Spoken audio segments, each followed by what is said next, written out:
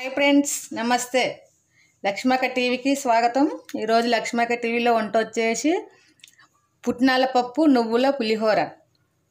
అది మనం ఇంట్లో నిమ్మకాయ లేకుండా నిమ్ముప్పుతో ఎలా తయారు చేసుకోవాలి ఇప్పుడు చూపిస్తున్నాను నేను. అప్పటికప్పుడు చేసుకోవచ్చు, మనం ఎవరైనా గెస్టులు వచ్చినా ఎప్పుడైనా చేసుకోవాలనుకున్నప్పుడు మన ఇంట్లో నిమ్మకాయ లేదు, చింతపండు లేదనుకోండి, ఇలా నిమ్ముప్పుతో చేసుకోవచ్చు. నిమ్ముప్పు ఇంట్లో తెచ్చి పెట్టుకుంటే సరే. మనకు దానికి కావాల్సిన పదార్థాలు చూద్దాం. వండుకున్న రైసు, నిమ్ముప్పు, పుట్నాల పప్పు, జీలకర్ర, కొంచెం ఉప్పు, కొంచెం కారం, 2-3 ఎల్లిపాయలు వేసి మిక్సీ పట్టి పెట్టుకోవాలి. ఈ నిమ్ముప్పు ఉంది కదా, కొంచెం వాటర్ వేసి ఇది కరగబెట్టుకోవాలి. మనము ఈలోపు మనం పోపు చేసుకోవాలి. ఇది కరుగుతూ ఉంటుంది. ఒక కడాయిలో నూనె పోసుకుని దాంట్లో మనం జీలకర్ర, ఆవాలు అవి చిటపటలాడిన తర్వాత కొంచెం మినపప్పు, జీలకర్ర ఆవాలు చిటపటలాడిన తర్వాత కొంచెం మినపప్పు వేయడం వల్ల మనకు పంట కింద తగులుతుంటే చాలా బాగుంటాయి, కరకరలాడుతూ ఉంటుంది.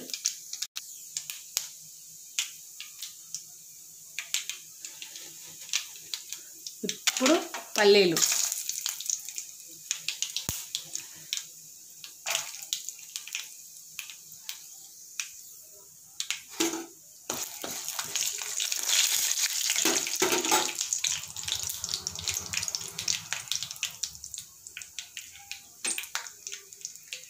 పల్లీలు మంచిగా వేగిన తర్వాత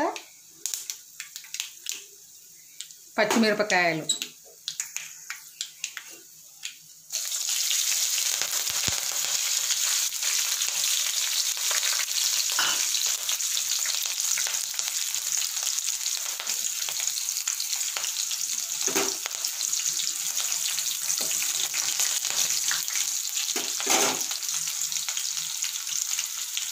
ఇప్పుడు ఎండుమిరపకాయలు,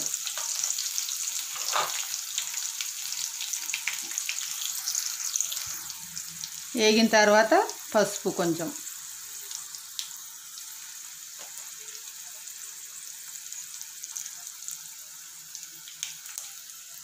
కరివేపాకు,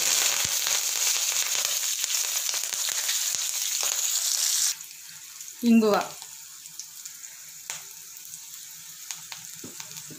ఇవన్నీ వేసుకున్న తర్వాత నువ్వులు,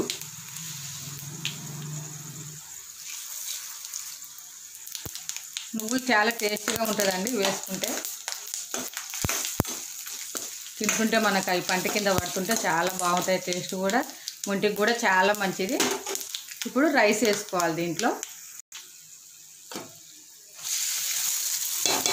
రైసు, నిమ్ముప్పు మనం నీళ్ళల్లో వేసి పెట్టుకున్నాం కదా, ఆ నిమ్ముప్పు ఇట్లా ఇదంతా శుభ్రంగా కలుపుకోవాలి.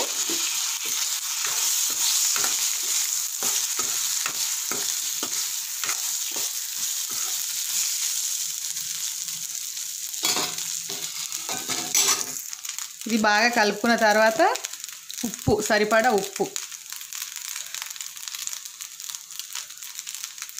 మనం పుట్నాలు, జీలకర్ర, ఎల్లిగడ్డలు, కారం, ఉప్పు వేసి మిక్సీ పట్టుకున్న పౌడరు ఇది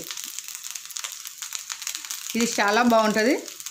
ఇలా చల్లుకోవడం వల్ల టేస్ట్ మస్తు వస్తుంది. అందుకనే మీరు ఇట్లా ట్రై చేయండి. ఇలా ఇష్టంగా తింటాం పులిహోర. ఇది బాగా కలుపుకోవాలి. ఇవన్నీ వేసి మనం కావాలంటే పక్కన కూడా పెట్టుకోవచ్చు. పక్కన పెట్టుకొని ఉడకంగా కలుపుకొని తినవచ్చు. మాకు దీంట్లో ఏ పోపులు వేసుకోవడం ఇష్టం లేకపోతే ఇది బాగా కలుపుకొని ఒక గిన్నెలోకి తీసుకుంటే సరే. పుట్నాల పప్పు నువ్వుల పులిహోర తయారైంది.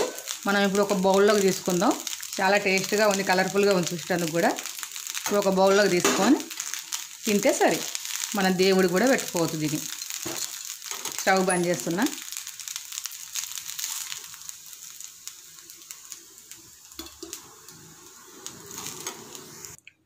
మన పుట్నాల పప్పు నువ్వుల పులిహోర తయారైంది.